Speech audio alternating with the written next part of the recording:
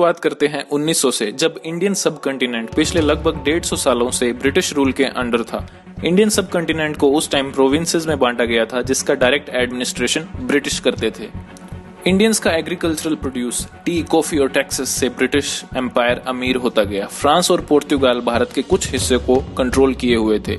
First world war के दौरान, जो कि 1914 से 1919 के बीच चला, 10 लाख से भी ज्यादा इंडियन सोल्जर्स बैटल फील्ड में भेजे गए। लेकिन इंडियंस के इतने बड़े सेक्रीफाइस के बावजूद सिचुएशन इंप्रूव होती हुई नहीं दिखी, तो इंडियंस अपने फ्रीडम स्ट्रगल को और मजबूत करने लगे। 1919 में जलियांवाला बाग मैसेकर होता है, जिसमें 1000 के लगभग लोग मारे जाते हैं और 1500 के आसपास लोग इंजर्ड होते हैं।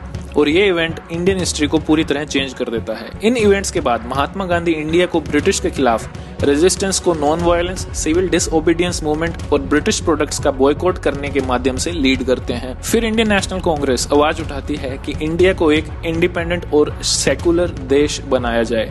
बट भारत की मुस्लिम माइनॉरिटी को ऐसा देश नहीं चाहिए था जो कि हिंदू डोमिनेटेड था, और उनके राजनीतिक प्रतिनिधि मुस्लिम लीग एक इंडिपेंडेंट मुस्लिम देश की डिमांड करते हैं। 1939 से 1945 तक वर्ल्ड वॉर 2 होता है और ब्रिटिश एम्पायर अपनी पूरी ताकत और रिसोर्सेज वर्ल्ड वॉर 2 में लगा देता है जर्मनी के नाजीज को रोकने के लिए, और इसमें 25 लाख इंडियन सोल्जर ब्रिटेन के लिए लड़ने जाते हैं। 1942 में क्विट इंडिया मूवमेंट होता है, और जब कांग्रेस ये डिमांड करती है अपने सिटीजन से कि आप वर्ल्ड वॉर 2 में पार्टिसिपेट मत कीजिए और ब्रिटिश को वापस जाने का कहती है, तो इसके जवाब में ब्रिटिश पार्टी लीडर्स और हजारों की संख्या में नागरिकों को जेल में डाल देती है।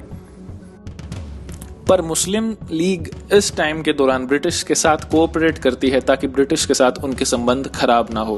1943 में जब ब्रिटिश बर्मा पर अपना कब्जा करते हैं, तो वो जापान, जो कि जर्मनी का एलाई था, उसको फेस करने में काफी स्ट्रगल करते हैं और बंगाल से इंपोर्टेंट सप्लाई मिलिट्री को भेजते हैं, और बंगाल में राइस का इंपोर्ट बंद हो जाता है, जिसकी वजह से 1943 का ग्रेट बंगाल फेमाइन होता है, जिसमें लगभग 30 लाख लोग मारे जाते हैं और सड़कों और हाईवेज पर लाशें ही लाशें बिछी होती है। तो इंडियंस को शांत करने के लिए ब्रिटिश इंडियंस को प्रॉमिस करता है कि हम आपकी आजादी के बारे में आपसे डिस्कस करेंगे एक बार वर्ल्ड वॉर 2 खत्म हो जाए। तो 1947 में ब्रिटेन कांग्रेस पार्टी और मुस्लिम लीग से मिलती है और कंट्री की इंडिपेंडेंस के बारे में बात करती है। इस टाइम तक हिंदूज और मुस्लिम्स में गैप काफी बढ़ जाता है और सिविल वॉर के डर से ब्रिटिश 2 नेशन के आइडिया के बारे में सोचने लगती है। तो 14 अगस्त 1947 को मुस्लिम कंट्री पाकिस्तान का जन्म होता है, जो कि 2 हिस्सों में डिवाइडेड होता है, वेस्टर्न और ईस्टर्न पाकिस्तान। और 15 अगस्त 1947 को इंडियन यूनियन का जन्म होता है, जो कि एक सेक्युलर कंट्री है और जिसमें हिंदू मेजोरिटी है। शुरुआत में कुछ प्रिंसली स्टेट्स ने दोनों ही कंट्रीज से जुड़ने को मना कर दिया था, कश्मीर, हैदराबाद और जूनागढ़। और इस टाइम पर इंडिया पाकिस्तान की सीमा के आसपास हिंदूज और मुस्लिम्स में हिंसा छिड़ जाती है, जिसके परिणाम स्वरूप लाखों लोगों का डिस्प्लेसमेंट होता है एक कंट्री से दूसरी कंट्री की तरफ उनके रिलीजन के आधार पर। जम्मू कश्मीर, जो कि एक मुस्लिम मेजोरिटी एरिया था, उसके महाराजा एक हिंदू थे, जिन्होंने शुरू में ना इंडिया को ज्वाइन किया और ना ही पाकिस्तान को ज्वाइन किया।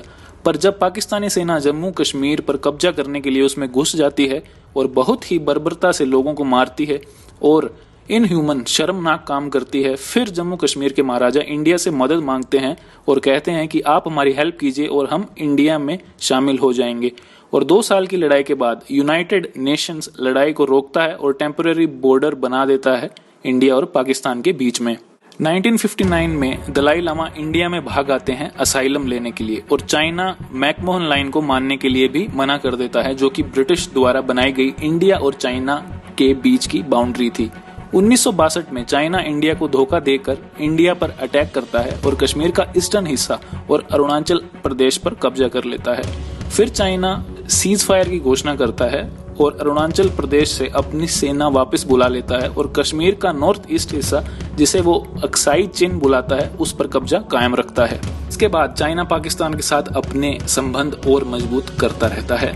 1962 की इंडो चाइना वॉर के बाद पाकिस्तान मौके का फायदा उठाना चाहता है और जम्मू कश्मीर में पाकिस्तानी आर्मी को सिविलियन ड्रेसेस में भेजकर इन्फिल्ट्रेशन करवाने लगता है। फिर 1965 में इंडिया और पाकिस्तान में जम्मू एंड कश्मीर के लिए एक और जंग हुई, जिसमें इवेंचुअली इंडियन आर्मी पाकिस्तान के लाहौर के पास पहुंच गई और इंडिया इस वॉर को जीत गया। 1970 में एक सेपरेटिस्ट पार्टी ईस्ट पाकिस्तान यानी कि बांग्लादेश में एक तरफा जीत हासिल करती है और इससे डरते हुए पाकिस्तानी आर्मी ने हिंसात्मक तरीके से इस आजादी की मूवमेंट को रोक दिया, जिससे बांग्लादेश में रहने वाले लाखों नागरिक भारत में रेफ्यूज लेने लगे और इवेंचुअली 1971 में इंडिया पाकिस्तान वॉर हुआ, जिसमें पाकिस्तान ने पब्लिकली सरेंडर कर दिया और इससे नया देश बांग्लादेश का जन्म हुआ। 1974 में इंडिया ने अपना पहला न्यूक्लियर टेस्ट करके पूरे वर्ल्ड को सरप्राइज किया। पंजाब में रेडिकल ग्रुप हथियार उठा लेते हैं उस एरिया की इंडिपेंडेंस को डिमांड करने के लिए और वह ग्रुप गोल्डन टेम्पल को ऑक्यूपाई कर लेता है, जो कि सिख्स का सबसे बड़ा धार्मिक स्थल है।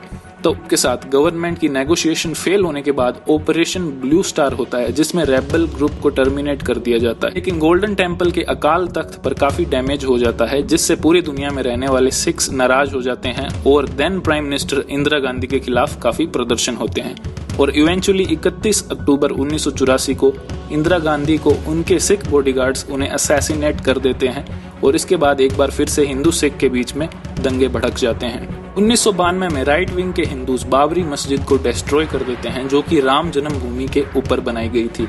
इससे कंट्री में रिलीजियस टेंशन्स बढ़ जाती है और इतिहास में पहली बार 1993 में मुंबई पर टेरर अटैक्स होते हैं, जिसमें पाकिस्तान का हाथ होता है। 1999 में पाकिस्तानी फाइटर कश्मीर में घुस जाते हैं और इंडियन आर्मी रिटेलिएट करती है, बहुत जल्द उस एरिया पर अपना कंट्रोल वापस हासिल कर लेती है। तो अगर आपको ये वीडियो पसंद आई तो चैनल को सब्सक्राइब जरूर कीजिएगा और अगर आप इस वीडियो के टॉपिक के बारे में कुछ शेयर करना चाहते हैं तो कमेंट करके जरूर बताइएगा। Thanks for watching the brighter Indian.